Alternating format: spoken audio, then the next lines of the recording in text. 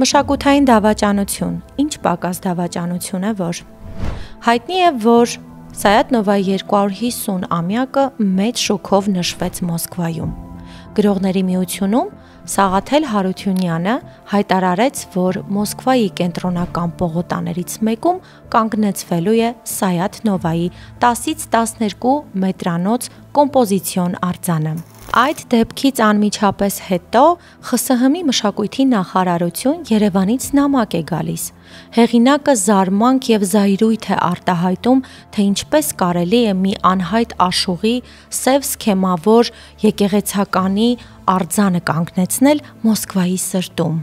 Այս նամակը կարդում են դերասան, ասմունքող Սուրեն Քոչարյանի ներկայությամբ, և նա առաջին երկու տողից հասկանում է, թե ով է հեղինակը։ Նա անմիջապես բղավում է, որ բանսարկուն Քսպեն է։ Այս նյութը պատրաստելիս ես մի հետաքրքիր զուգադիպության հանդիպեցի։ Պարզվում է, որ Քսպեն ունեցել է Հարություն Մկրտչյան անունը, իսկ ինչպես հիշում եք, Հարություն Մկրտչյան անունով դավաճան մենք էլի ենք ունեցել, ում սպանել էր, ավելի ճիշտ սատկացրել էր Սողոմոն Թեհլերյանը։ Հայտնի է, որ Քսպեն ժամանակ առ ժամանակ Մոսկվա նամակներ է գրել Ավետիք Իսահակյանի, Սուրեն Քոչարյանի, Չարենցի անունը վարկաբեկելու նպատակով։